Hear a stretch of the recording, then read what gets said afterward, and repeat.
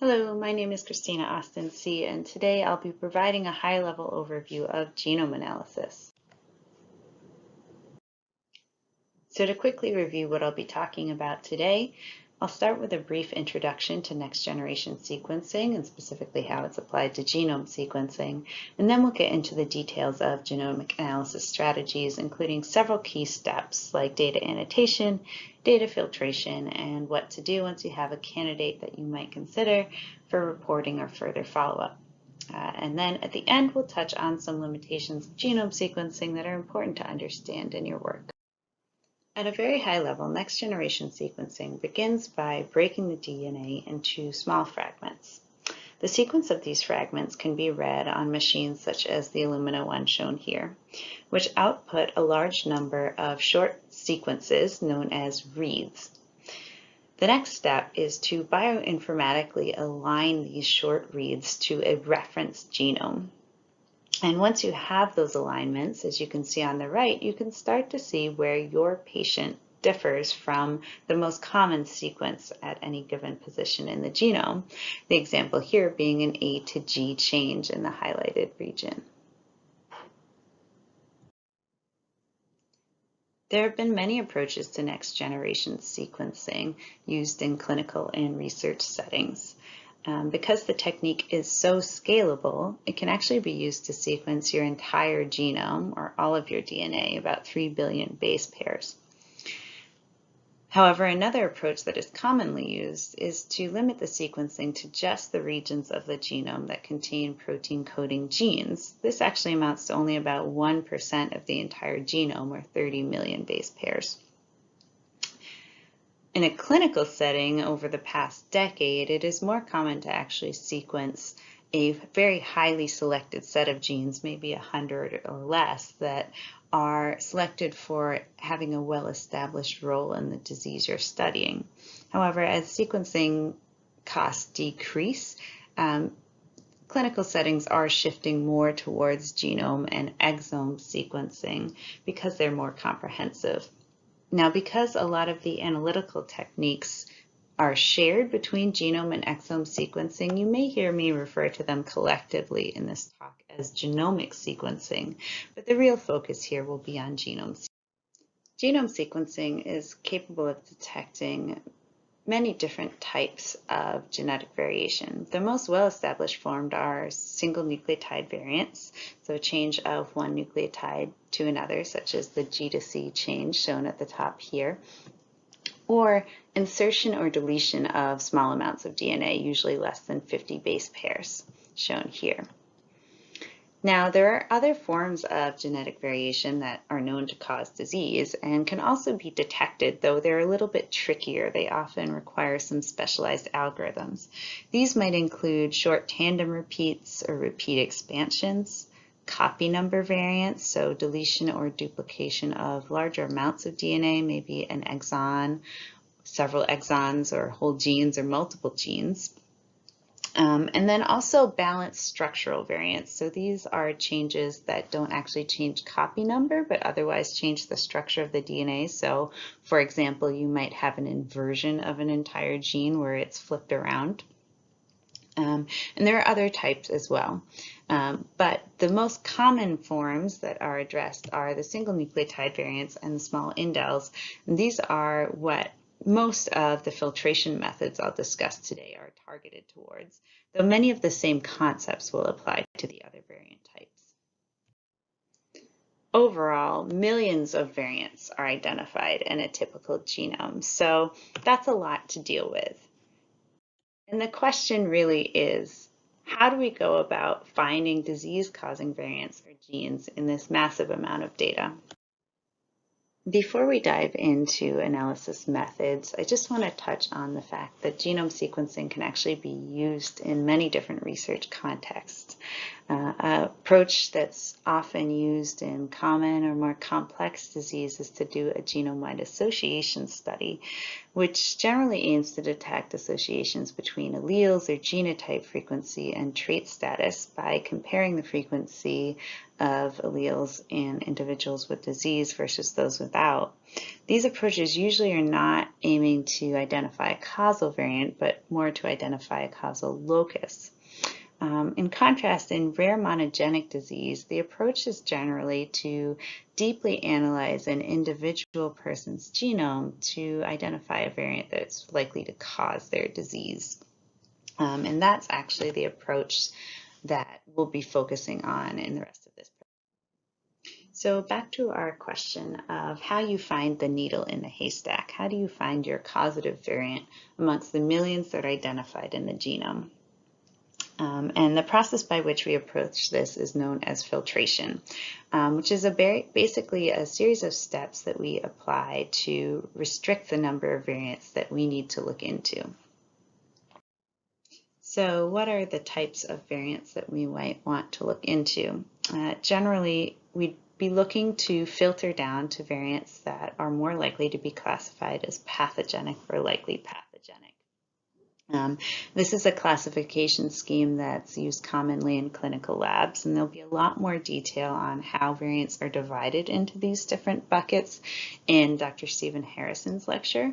But just to briefly touch on the idea, because it's important to understand in order to think about how you might design your filtration structure.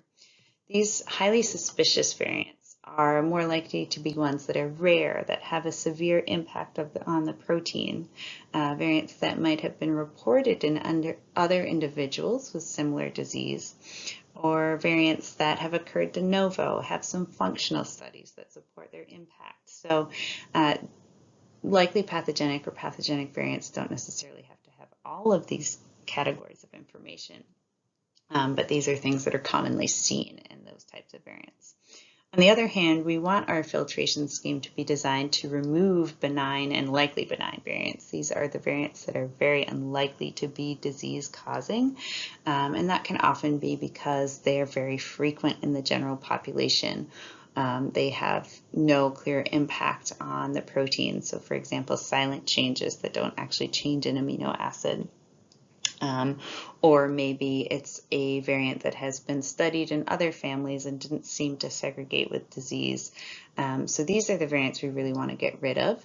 But there is this category of variants in the middle. So variants of uncertain significance are those variants where we just don't have enough information to be able to decide either way.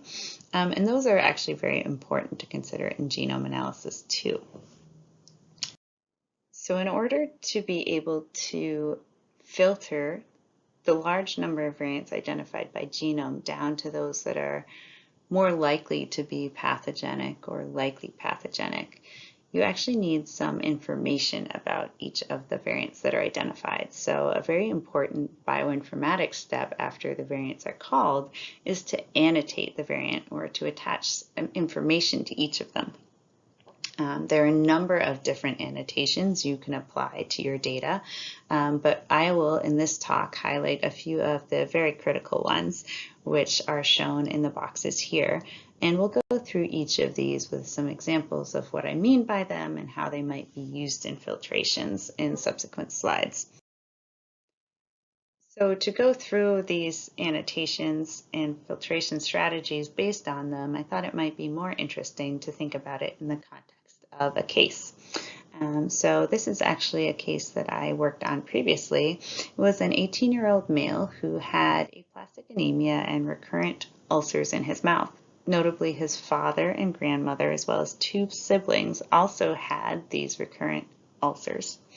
And this was actually an exome case, though many of the same techniques would have been applied if it was a genome case.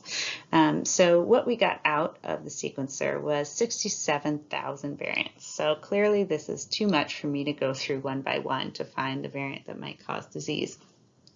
So how do we go about narrowing that down? The first approach you might take would be to look at variant quality metrics.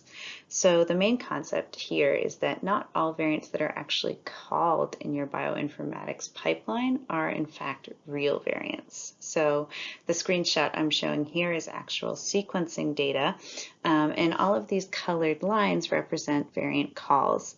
Now, variants that seem to show up in 50% or more of reads are often real, but you can see a number of different variants. I'll highlight a few here. So for example, this one and this one that are called in the data set, they're only present in 1 or 2 reads. These really don't look real, and I don't want to waste my time analyzing these things that are most likely technical artifacts.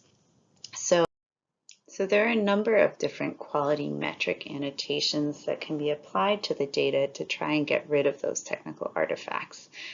Examples would be the allele balance. So as we just talked about on the last slide, what fraction of the sequence fragments contain the variant? So 50%, or they're around 50% is what you would commonly see for a heterozygous change. And when it's much, much below that, so less than 20%, it's more likely to be a spurious call. Mapping quality is another metric that's commonly used, and it's really a measure of whether or not the sequence fragments that contain the variant line up unambiguously to the reference sequence. Those that don't line up unambiguously are often going to have a lot of variants in them, and that's just because the read is not mapped to the right location. Another metric would be base quality. This is the likelihood that the sequencer actually made a correct call at that position. Or depth of coverage.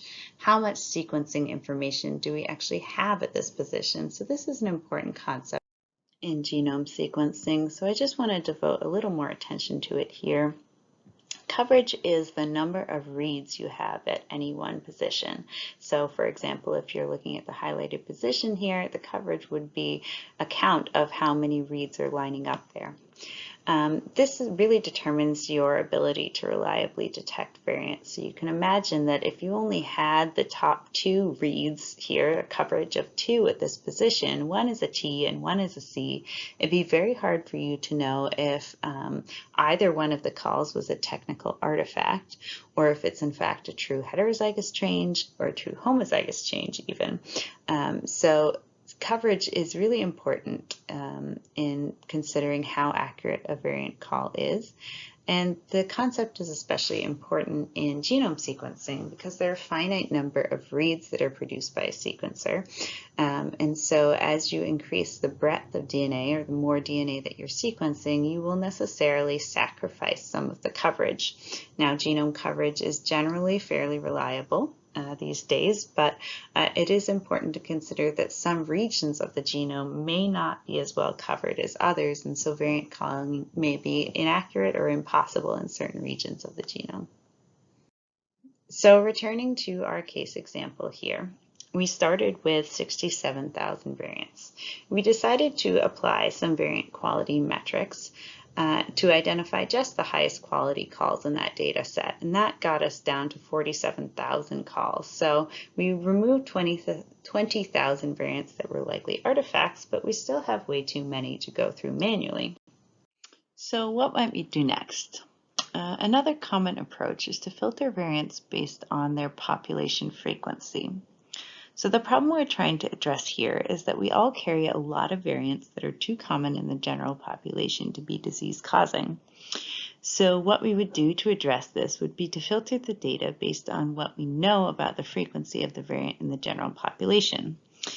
And the resource that we use to understand frequency in the general population most commonly is gnomAD. I'm not going to dedicate additional time to discussing gnomAD and how to use it in this talk because there's another session by Dr. O'Donnell Luria that will go into much more detail about this. But the general approach we'd use is to set a population frequency cutoff. And what I mean by that is that you would decide on a frequency above which you would assume all variants are most likely to be benign and not something you want to look at in your analysis. So how would you decide what that frequency cutoff would be? It really depends on the disease you're looking at, And you have to consider a number of factors. For example, how common is the disease in the general population? If it's a more common disease, you would tolerate slightly higher allele frequencies. What is its inheritance pattern?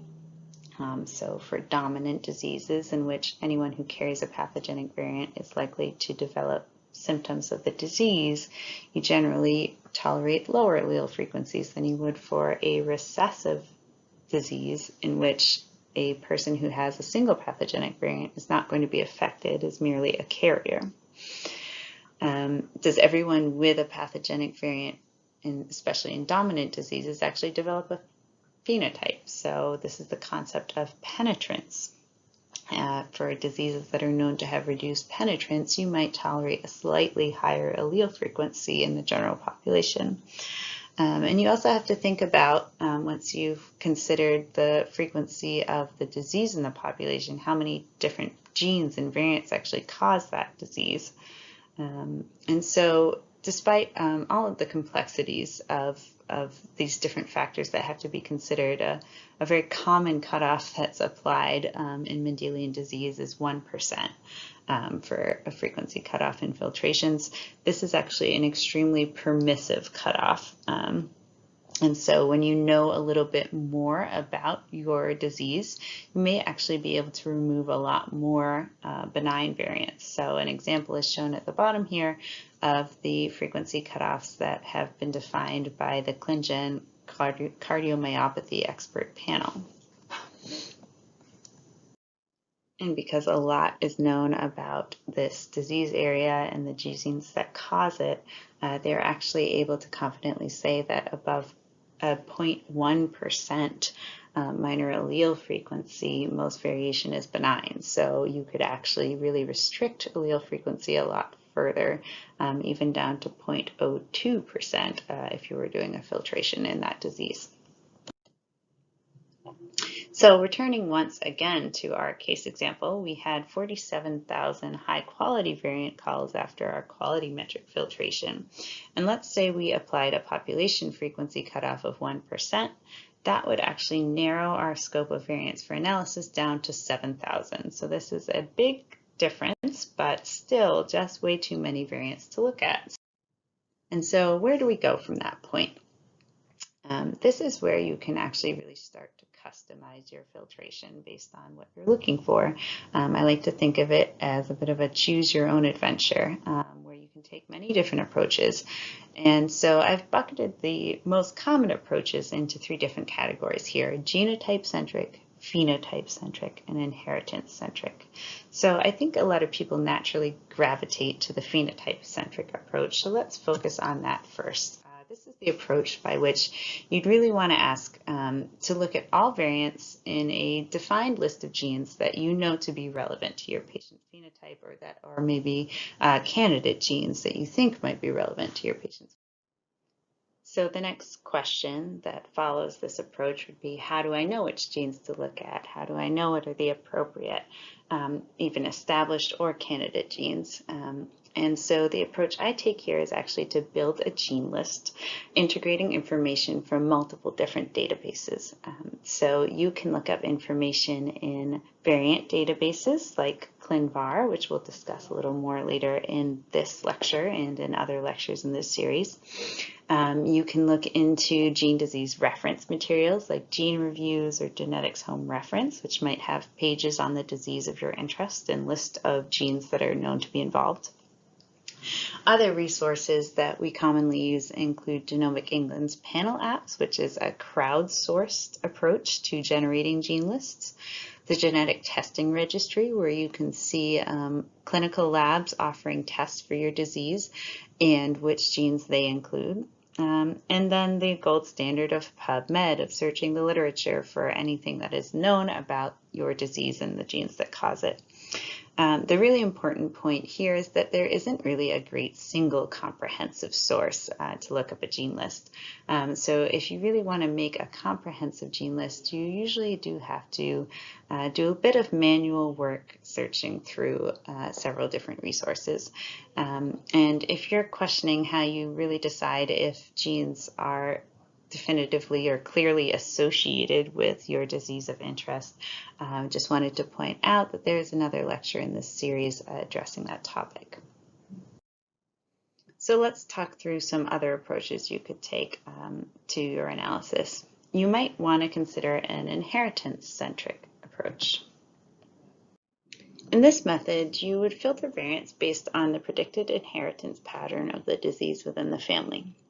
So for example, for a sporadic disease, you might consider looking for de novo variants that are identified in the proband but absent from both parents. This approach does require that you have a trio or sequencing data on both parents, but it is extremely powerful. A single affected family member could also be indicative of recessive disease, so it's a good approach to also screen sporadic cases for any genes that contain rare homozygous variants or multiple rare heterozygous variants. Although this filtration is also more powerful if you have data from the parents, it can be used or done for singleton genomes as well. You just have to do some additional follow-up for heterozygous variants to confirm that both copies of the gene are actually impacted. Finally, when there are multiple affected members of a family with the same disease, you might instead suspect a dominant inheritance pattern as shown on the right.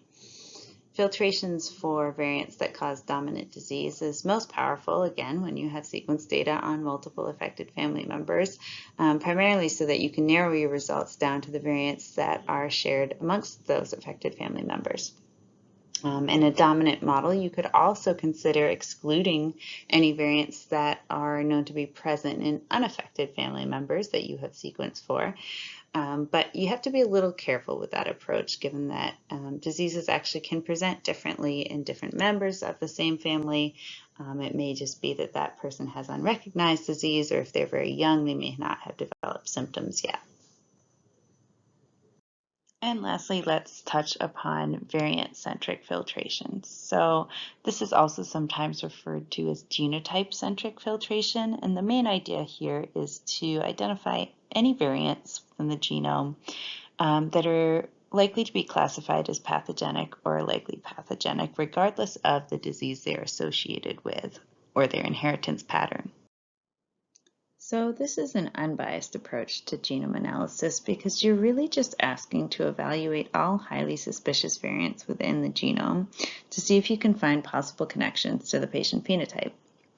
There are two main categories of variants that we commonly consider highly suspicious, the first of which are variants that are predicted to lead to loss of function or truncation of a protein. And these include nonsense variants in which an amino acid is changed to a stop codon, frame shift variants, which are insertions or deletions of any number of bases that's not a multiple of 3, which disrupts the triplet code and changes the protein sequence, eventually leading to a stop codon. And splice variants, which impact RNA processing step known as splicing, leading to the retention of introns or loss of exons, which also often result in frame shift. It's important to note that not all truncating variants can be automatically assumed to be pathogenic. There are, in fact, many genes for which loss of function does not play a known role in human disease. But this is still a good approach to quickly identify variants that you may want to consider as candidates. Of note, there are also other variant types that can lead to loss of function, such as variants resulting in loss of a start site, silent variants that disrupt splicing, or missense variants in critical protein domains, and non-coding variants that impact expression. So if you don't find any clear candidates after screening kind of the high-level truncating variants, you may want to consider expanding your search to these other variant types. The other major category of variants that are usually returned in a genotype-centric approach are any variants that have already been published in association with disease. Now, it's very easy to say that you just want to look at all variants that have been previously published, but the problem is that that data is often not very structured. It's hard to find and hard to annotate your variants with that kind of information. But fortunately, there are a number of variant databases that are really useful for this purpose, including public or freely available databases like LOVD and ClinVar, as well as a number of subscription-based ones So this approach would generally include returning any variants that are found within these databases or found within these databases and classified as pathogenic or likely pathogenic, depending on your filtration goals. And it's also important to note that if you have a large set of sequencing data already, you may consider using your own internal database to return any variants that you already know to be disease-causing within your data set. But it is important to note that there really is no single comprehensive database out there of all the known pathogenic variations. So again, the use of these databases really has to be taken with a grain of salt, and you have to understand that you may not actually capture all known variation by these filtration approaches. So I mentioned that ClinVar is a database that can be used for these types of filtrations, and I just wanted to spend a little bit longer on it because it is a really useful database for genome filtration. I'm not going to spend too long because there is actually a whole other lecture on the use of ClinVar within this series. But just briefly, ClinVar is an aggregation of user-submitted variant classifications, and the submitters to ClinVar include clinical labs that are doing genetic testing, research labs, and ClinGen expert panels, so panels of experts that have actually taken the time to go through and classify, curate variants. And so what you see on the display here is that there's an overall interpretation of the variant at the top. This may be conflicting when different submitters have submitted different classifications. But what is commonly done, looking through the data on a single variant here, you might see that it's pathogenic by one lab, uncertain by another, likely benign by another. But the general approach to using ClinVar and genome filtration would be to, say, return any variants that have been classified as pathogenic or likely pathogenic by any lab, even if there are conflicts, so that you could then go through and review the data. Because there is, ClinVar is not yet a perfect database, sometimes people will also apply frequency cutoffs to any pathogenic filtrations in ClinVar, just to remove variants that are really most likely incorrect assertions of pathogenicity. So returning once again to our case example, we had previously been a point of having 7,000 variants to look at that were rare and high quality calls. One approach we might take is to look only at the variants within those 7,000 that have been classified as pathogenic or likely pathogenic in ClinVar, and that approach actually returned only 6 variants. So finally we're down to a point where we can look through each variant and see if we think it might be important to our patient, which we did. And actually it turned out that there is a variant in this patient in the STAT1 gene, which I'm showing some screenshots of different databases here, HGMD and ClinVar. And you can see that the gene actually has been associated with a disease known as mucocutaneous candidiasis. And in fact, the exact variant that was found in our patient has been associated with this disease in multiple reports and also by multiple labs submitting to ClinVar. And so this was particularly suspicious when we looked into that gene and disease association. We found that most people with the disease actually have chronic infections of the skin, nails, and mucous membranes, such as the lining of the mouth. So this really makes sense for the recurrent oral ulcers that are seen in our patient. It turns out to be a dominant gene, so it makes sense that a number of other family members seem to be affected with those oral ulcers as well. So this is a successful diagnosis, most likely here, but it is important to think about your case in totality. And so, this finding, while it may explain the oral ulcers, does not explain the aplastic anemia that our patient also presented with. And so at this point, I would go back and look into that rather basic filtration approach we took and think about what we might miss. We are only looking at variants that have been previously reported as pathogenic or likely pathogenic in ClinVar, so we wouldn't have seen maybe any novel genes that might be associated with aplastic anemia, or any novel variants for that matter. So we'll get back to other filtration approaches we could take for that case in a minute. But first, I just want to highlight that, once you find a candidate in your filtration, you're not quite done. There are a number of other steps you should follow just to make sure it's really believable that that variant is causing your patient disease. So the first would be to look into the gene-disease association.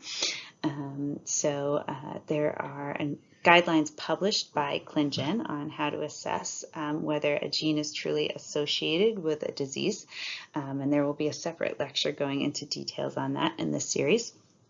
Once you are confident that this gene is actually well associated with the disease of interest, you also need to carefully evaluate the variant you've identified. You can't trust that it's pathogenic just because someone else said so in ClinVar. It's important to look into the data. And there are also great guidelines for how to assess variant pathogenicity, which will be covered again in another lecture in this course. And finally, in some cases, you may consider doing variant confirmation by an orthogonal technology. So next generation sequencing is actually pretty good, as I mentioned previously, at detecting single nucleotide variants and small indels. But for some variant types, and even for SNVs and indels in certain genomic regions, it may be necessary to use a different technology to confirm that the variant call is in fact real. All right, so now let's talk in a little more detail about some filtration schemes that you could apply to cases. For most cases, it is a good idea to look for the low-hanging fruit or for well-established causes of disease that could explain your patient's phenotype. The approach I recommend for this kind of filtration is a two-tiered approach where you take both a genotype-centric and a phenotype-centric approach. In the genotype-centric arm, you would look for, again, your two major categories of suspicious variants, your previously reported variants, so pathogenic and likely pathogenic in ClinVar. And to ClinVar, as I had mentioned on a previous slide, I would apply a population frequency cutoff, a very permissive one of 5%, again, just to rule out some very clearly spurious associations. For the second tier of the genotype-centric filtration, I'd also be interested in looking at predicted loss of function variants. So those would be nonsense, essential splice site, frame shift, stop loss, initiator codon, and start loss variants. For this, I would apply a more restrictive frequency cutoff of 1%. And I also frequently restrict this list of loss of function variants to medically relevant genes. This, again, needs to be tailored depending on the goals of your filtration, but in clinical testing, it's really not useful to look at a bunch of loss of function variants in genes that have no known association to patient disease. So I filter based on a list of about 5,000 genes that really have any connection to human disease at all. And the second span of this arm is the phenotype-centric approach, where you would create a gene list based on your phenotype of interest and filter for any variants that fall within those genes. I usually also apply a frequency cutoff here, again, to remove clearly benign variants. Depending on the disease, it's usually about 1%. But as I've noted in the asterisks here, you could modify all of the population frequency cutoffs that I've mentioned on this slide based on what you know about the disease you're studying. So I would take all the variants that came out of both of these filters and go through a manual review process where I evaluate whether any of them might be associated with my patient disease. So as you're looking through the results of that filtration, what types of variants might we actually consider for return to a patient? So in a clinical setting, in clinical genomic sequencing, the reports usually focus on pathogenic and likely pathogenic variants that are related to the patient phenotype. There are situations where we would report some VUSs. So generally these are VUSs that are found in genes that are very highly related to the patient phenotype or are suspicious in some other way. So for example, if they're a biallelic VUS in a recessive gene that seems to be related to the phenotype, we would probably consider reporting those as well. But for the most part, it is restricted to these highly suspicious variants just because there are so many variants that are identified in a genome that it would be way too overwhelming to report all of them. So in addition to these kind of rare large effect variants that might cause monogenic disorders, there are other variant categories that we think about reporting. The first would be variants that were considered to increase risk for the patient phenotype. These are usually higher frequency, lower effect size variants. And you have to think about whether or not you want to report these, because your filtration criteria really may have to be tailored to identify those types of variants. In the course of genome analysis, it's also possible that you might come across some variants that are likely to cause a disease that's unrelated to the patient phenotype but is nonetheless medically actionable. These are known as secondary findings, and they're recommendations from American professional societies, the ACMG, on which genes we report these types of variants in. You can also consider reporting pharmacogenomic variants. So these are variants that would change the way the patient processes certain medications. And some reports may also consider including carrier status variants. So these would be variants that are not thought to confer a risk of disease, but may have implications for the patient's reproductive planning.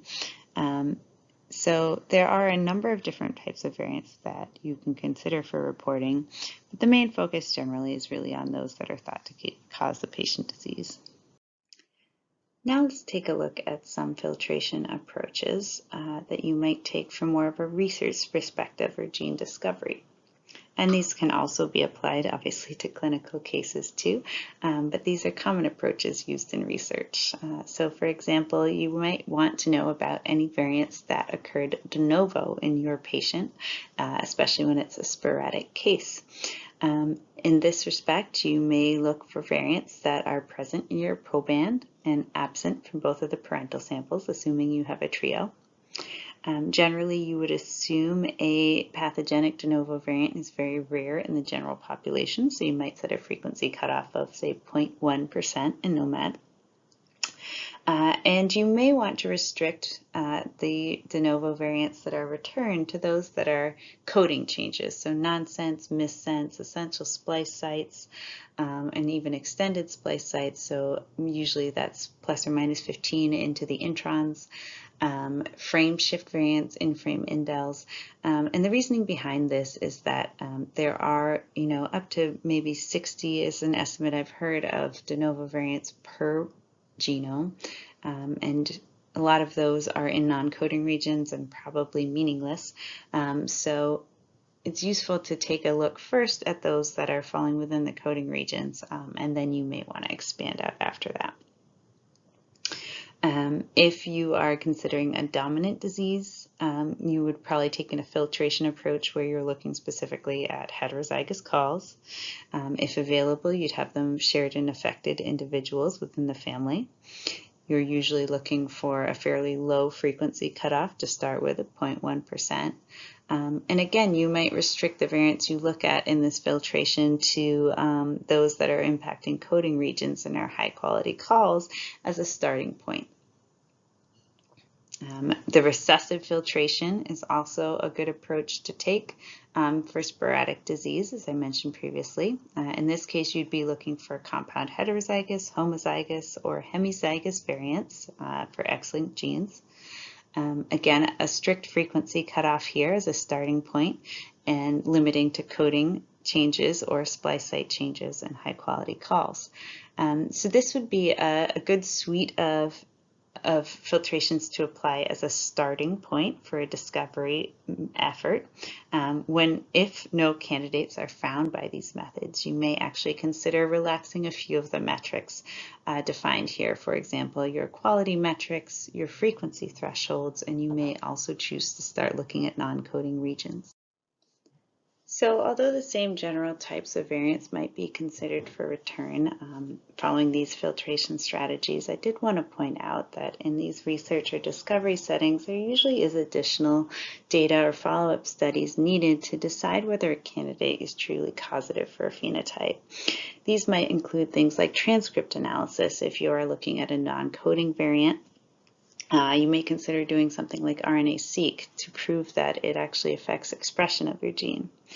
It may include functional studies for any type of variant to determine whether it actually impacts protein function. A very important step often in gene discovery methods is to identify additional patients who have variants in the same gene and determine whether they have similar phenotypes to your patient. One excellent resource for this is Matchmaker Exchange, the website of which I've shown there, which is a resource in which you can submit variants that you have seen, as well as your patient's phenotype, and it will automatically find other patients that have been submitted with variants in that gene and connect you to those researchers or clinicians so that you can determine whether you may have a consistent phenotype and engage in any collaborations downstream from that. Additionally, you may consider extra clinical follow-up based on a variant identified in your patient to determine if they have phenotypes that are already known to be associated with that gene that you may not have previously recognized. So we've covered a lot of information up to this point in this presentation, and I just wanted to finish with a quick word of warning on some limitations of genome sequencing, because it is an extremely powerful method, but it is not the end-all and be-all of genetics. And so it's important to remember that not all variants are actually detectable by genome sequencing. More and more variant types are, but certainly highly homologous regions and some of the more challenging variant types like repeat expansions and structural variants may be missed depending on the pipeline that you're using. Also, although genome sequencing can detect variants in non-coding regions, those are very difficult to interpret, and they may lead you down a path of having to do a number of other supplementary assays like RNA-seq to really investigate whether any non-coding variants you find are in fact disease-causing.